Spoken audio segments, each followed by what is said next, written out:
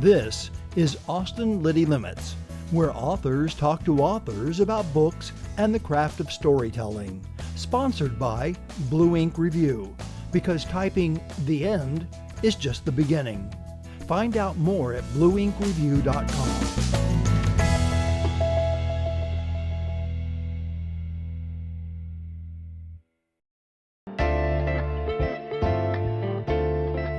In this episode, Scott talks with author Annie Hartnett. Annie grew up outside of Boston and received her MFA from the University of Alabama.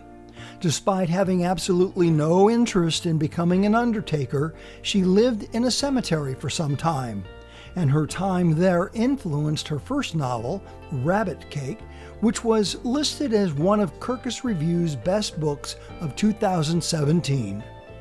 Her love of critters is obvious, and her latest novel, Unlikely Animals, is a Good Housekeeping book club pick.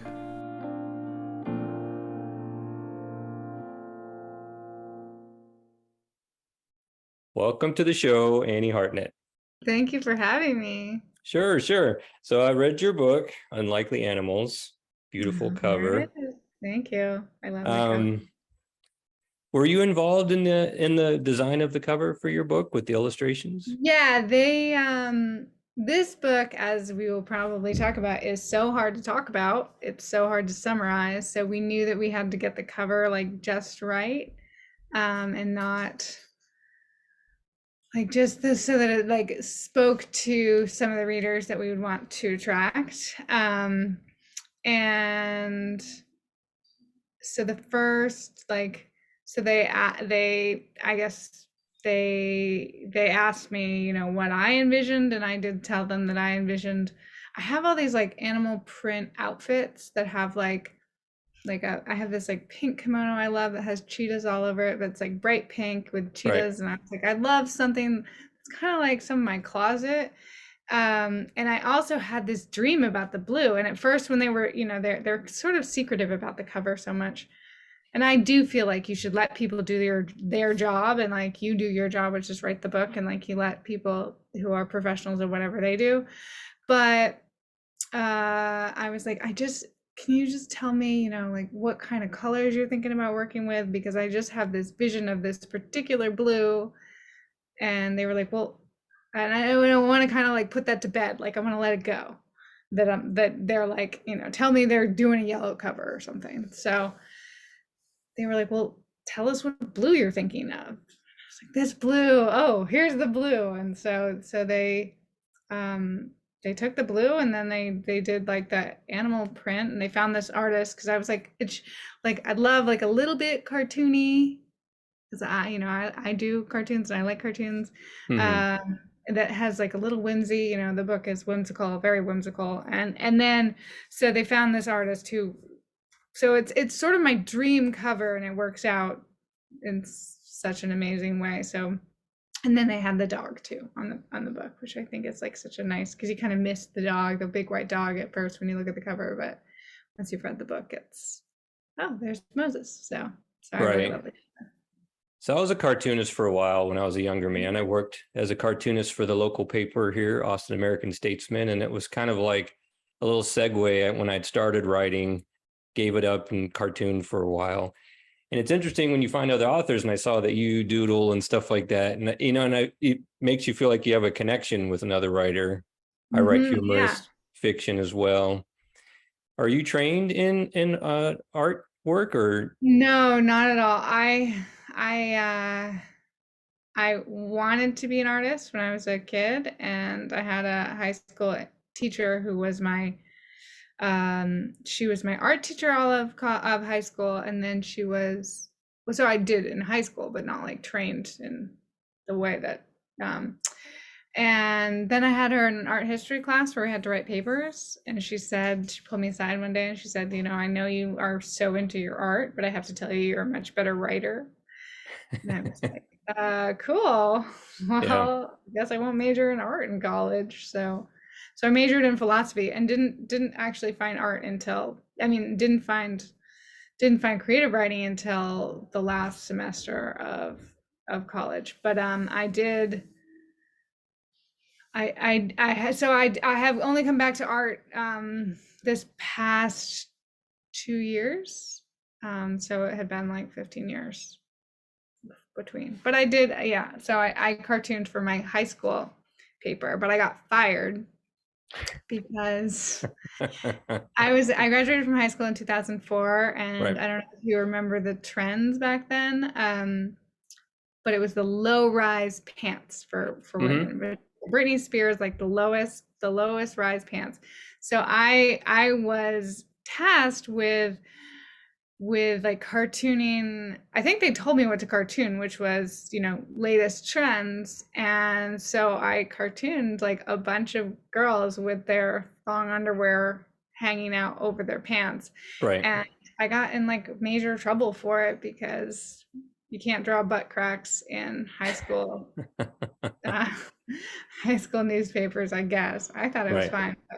But so yeah, that was the last time. The editor was really tough, and so she asked me not to cartoon for them anymore. So That's very interesting. Yeah, I drew a comic strip for my junior high newspaper, and then I mhm. drew a comic strip for my high school paper, and was inspired by, of course, this is a little before your time, but there were these little cards called Garbage Pail Kids in the 80s.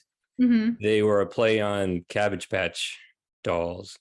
And so Art Spiegelman had drawn these babies doing disgusting things, And so I was inspired by that, and I drew that, and I got in trouble for those too, because I just thought it was too gross. I wonder what it's like now because now we have Captain Underpants Right. that kids get started on so young, so it has to be. But anyway, I hope that they let kids have a little more freedom when they're cartooning. But I don't know. My kid is only 3 years old, so. Right. So let's get to your fiction, although you are a marvelous cartoonist, so shame on your teacher for telling you that. So your main character, Emma, has, this healing power, this wonderful healing power. But there's this passage early on in the book where like her college student friends were kind of cynical because since it wasn't some like pow Shazam type power, they just said, keep it to yourself. And I thought that very interesting because, she has this marvelous quality to her and people are telling her it's not a big deal. So can you talk about that a little bit, that side of Emma?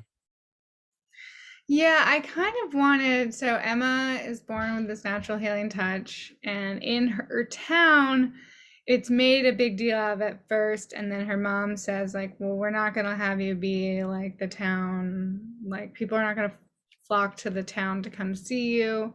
Um, what I like to do in my fiction is to sort of pick things that are magic, but are they really magic? There are, like, my first book is so much about sleepwalking, and Mm-hmm. sleepwalking is a very real thing. But I always take it a little bit further than what the real life manifestation of sleepwalking is. Um, and then with the healing touch, I wanted to play with this sort of um, we are there are people that people travel to see them because they can cure cancer with their hands, but there are many of us who don't believe that's possible.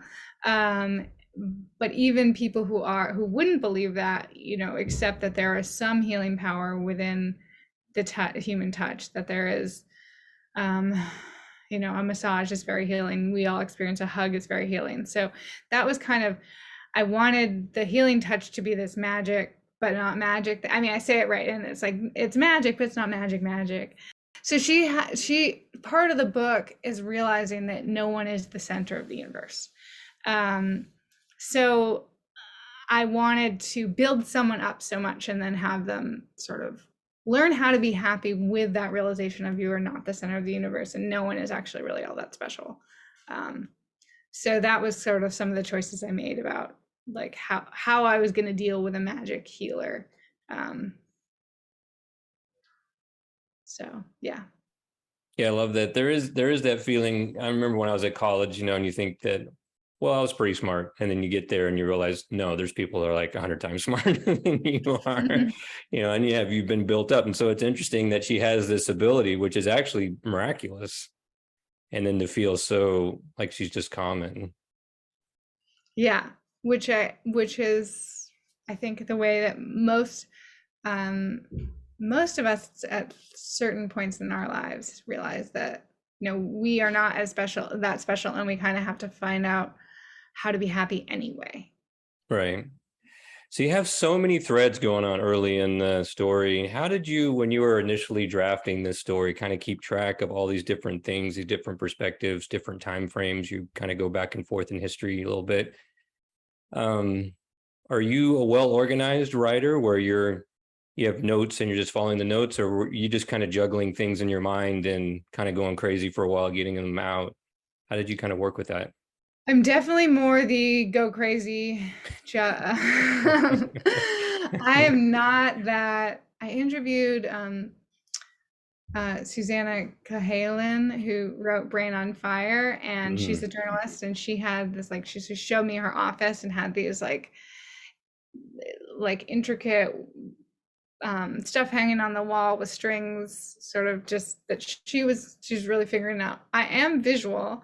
One thing I do is just I have a blank piece of paper and I just write down the timeline, and it's like I just make a line, although it's not just a line across the page. I usually make like 3 lines that then is like beginning, middle, and end, and I write down everything that happens in the book.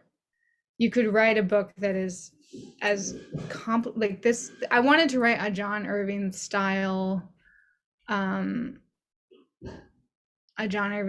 like everything comes together at the end. Like Right. I wanted a lot of random things that add up to something bigger. That was sort of my grand idea for this book, that I wanted it to be a grander, bigger book than Rabbit Cake. Because Rabbit Cake, it's all voice driven. It doesn't matter what happens in the book. In some ways, like that book had so many different plots, and in some ways any of them could have been printed. But because all that matters is that you love the main character of Elvis. But this book, I really wanted, even though this book is also a very voice driven book, and that allows me to get away with a lot of the crazy stuff that it happens in the book.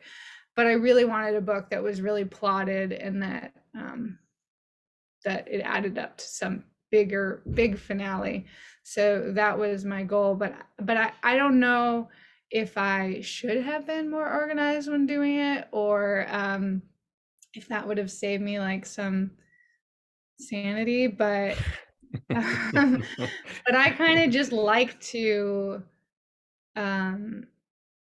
just read.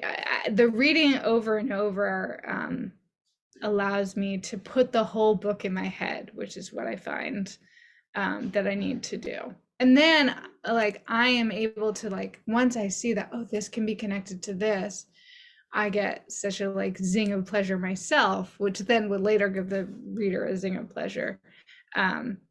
So it's a fun way for me to do it, and it's not at all mathematical. It's very interesting. So what's an example of one of Irving's books that you feel, inspired you for this type of story, mentioning his name? I can definitely see the connection there. Yeah, so I had not read any John Irving until so when Rabbit Cake came out, people told me that I wrote something like John Irving, or that I reminded them of John Irving. Mm-hmm. And I was ashamed, but I had not read any John Irving. And some people, you just skip some people, and so I didn't. Right. I had no sort of idea what a John Irving novel even looked like. I hadn't even seen any of the movies, so I just didn't know what that meant. So I was curious, and I read Garp first, and then I read Owen Meany, and then I read all the big ones. I read the Cider House Rules, and I read Hotel New Hampshire, and then I read a couple of the like lesser known ones, not as famous ones, and his memoir about wrestling.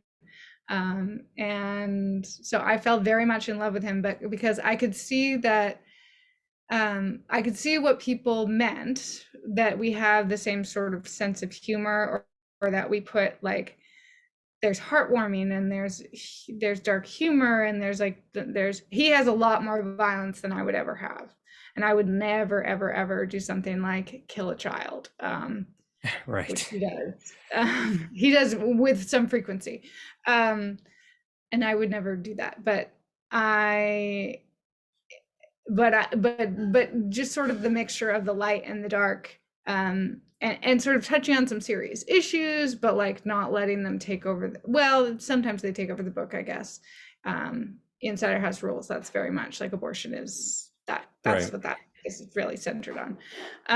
But other things happen in that book too. And he, he's got the Vietnam War, and so I was like, these books are huge. I mean, they're physically longer, but they're also just like they contain so much. And with Owen Meany in particular, which I do think is his best book from the ones I've read,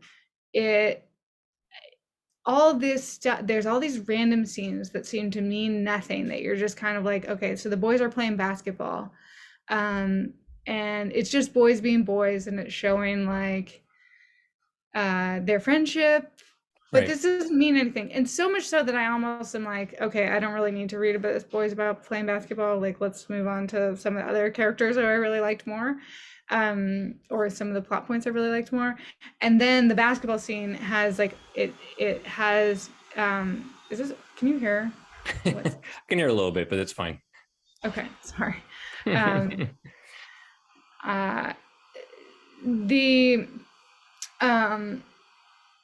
The the basketball scene then at the end comes into like the whole where he saves all the children in the airport. Like that's the whole, that's what the book is heading into, and all the different things come together in a way that is just so satisfying. And it's because you feel like, oh, I've been paying attention this whole time, so I see where this comes. So I wanted to write a book that was like grander like that. So I was reading an article or an essay that you published a few months ago in LitHub. I found it very fascinating, particularly because your professor, some advice they gave you was to read The Gift by Lewis Hyde. And that was some advice that another writer had told me that I should also read that book. And what's funny is that that book had a really, well, they said it would have a profound effect on me, and I didn't believe it. And then it had a very profound effect on me. I still think about it to this day, because it affected me. It showed me some truth that I already knew that was there, which was in my writing career, the writing is the best part. It's the part that I enjoy the most. And then when I talk to someone and my writing has affected them, then it reminds me of the other writers that affected me. And that's why I'm a writer. And that's the true gift of being a writer to me. And that the commodity part, or the making money part, or the things that people think about writers, that they make a ton of money, which in most cases isn't true. Yeah. Not in the conventional sense, right? And so once I stopped thinking about writing as ever being something that what's going to bring me money and fame or any of those things, and I just enjoy it for what it really does, which is bring me joy just in and of itself. I felt connected to you again because of that. And can you talk about the epiphany that you had with that book?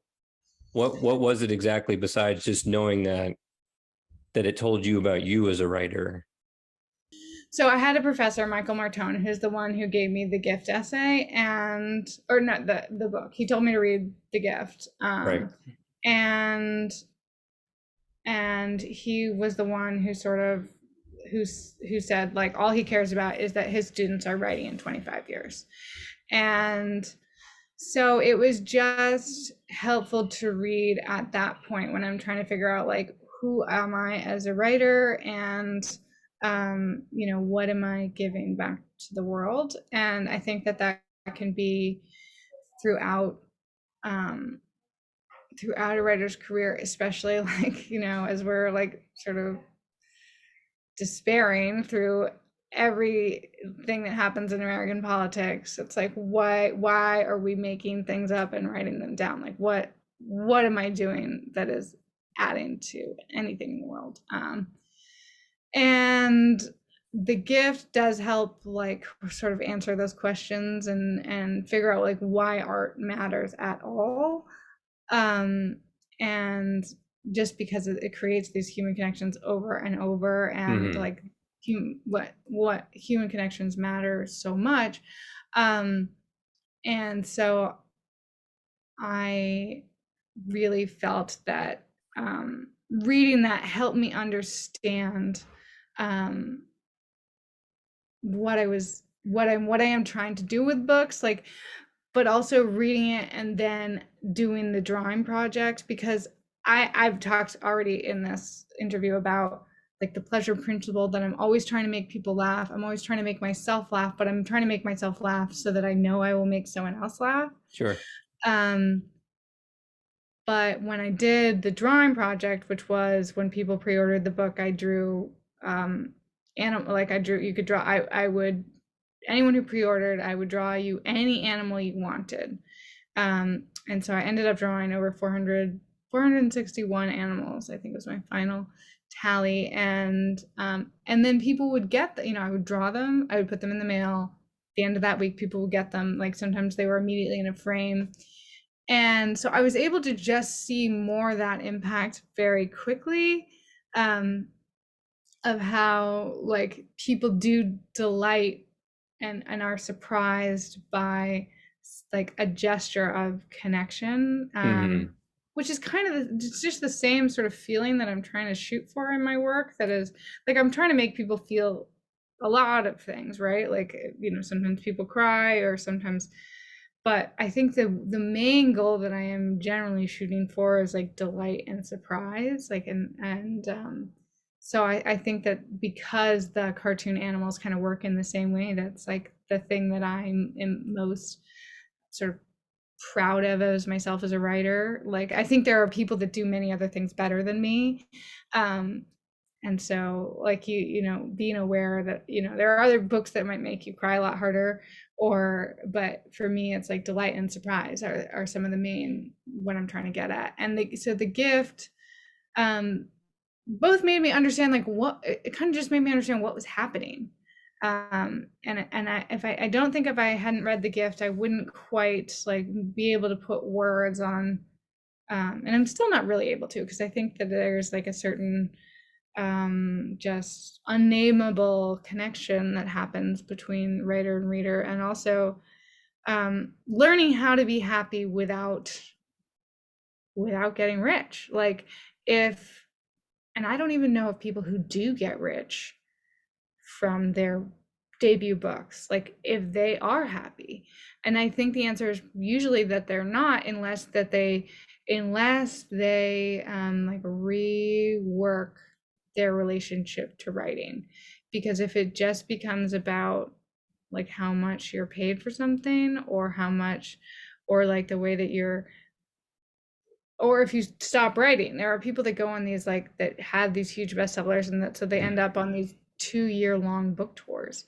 And often those people are not writing for 2 years, and then they find out like, oh, why am I so unhappy? And it's because they're not creating any work. So they've gotten all this, they've given their gift, and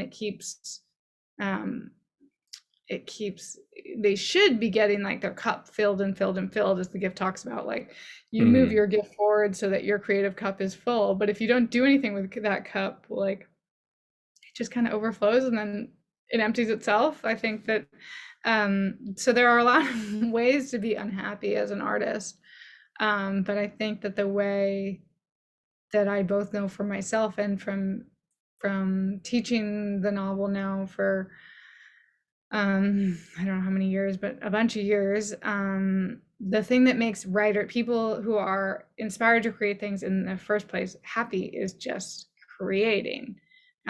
I started this workshop with the writer Tessa Fontaine. We have a podcast called Here to Save You, which is about writing and about parenting and about sort of this depressions that writers fall into for whatever reason. Often for us, our original story had nothing to do with parenting, but we're both parents of small children now. So much of the podcast is about parenting. But we started an accountability contract when we were both like in a dark place after our first books. And that is the thing. That was like one of the greatest gifts I've ever been given, is a partnership with another writer. And we started this accountability group, which is kind of the same thing. We like run these workshops, which we come up with contracts with people that it's not like what people don't know about, or a lot of people don't know, is especially because you hear like write every day, that will cure you of all your ills. You just need a routine. You don't need to write every day. Like one of our students in this workshop only writes on Saturdays. She's a police officer. She has an intense job. She has she has other stuff, but she's like, I'm a writer. And now I go through the rest of my life looking at the world like a writer. Like I'm just paying attention to everything that my coworkers say to me, and I'm putting it all in the book. But I'm not even putting it all in the book that night. I'm putting it all in the book on Saturday.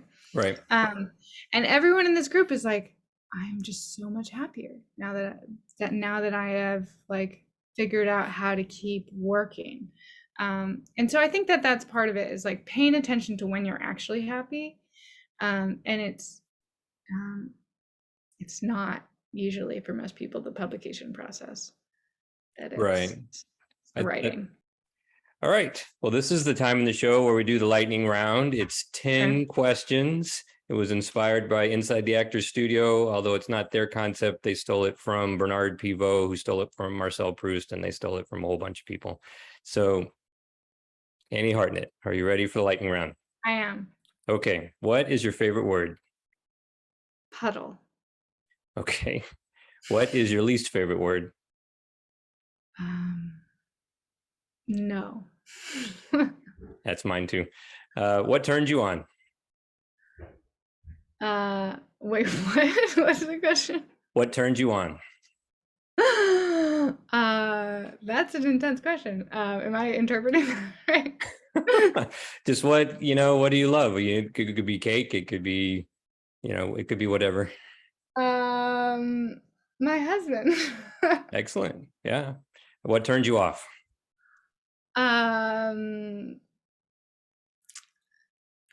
People who aren't curious about the world.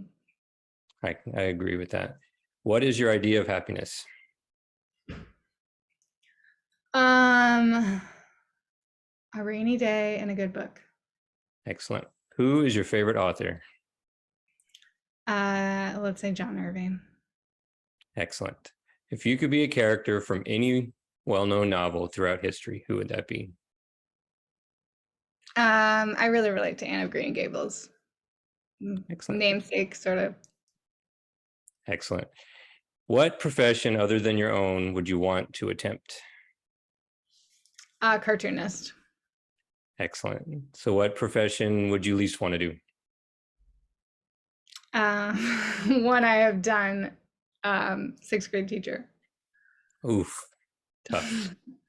All right, last question. If heaven exists, what would you like to hear God say when you reach the check-in desk? Everybody's here. Right. All of them. All right, Annie Hartnett, thank you very much for being on our show and your lovely book, Unlikely Animals. Made me laugh, made me cry. Thank you for being on our show. Thank you so much.